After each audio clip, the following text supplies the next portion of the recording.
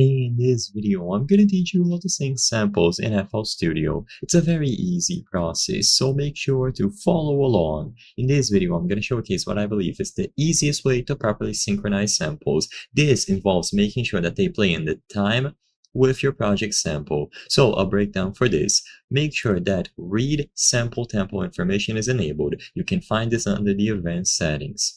So now, when you drag an audio clip with embedded tempo information from browser onto the playlist, FL Studio will automatically attempt to stretch it to match the project's BPM. So it will try its best to properly match it together here.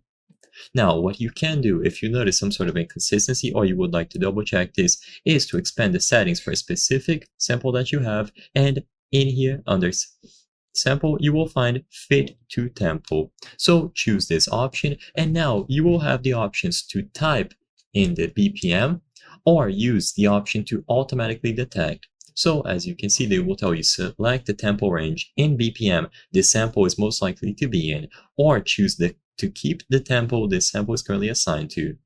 If it did not have information, it will tell you here. So it adds, so it is advised that you select a range if the estimated tempo doesn't look correct.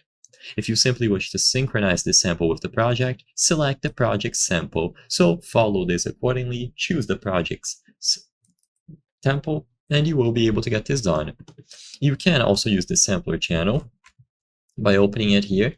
You will find a time knob and a drop-down menu for a mode, and you can experiment with different modes such as stretch, resample, auto to see which works best for you.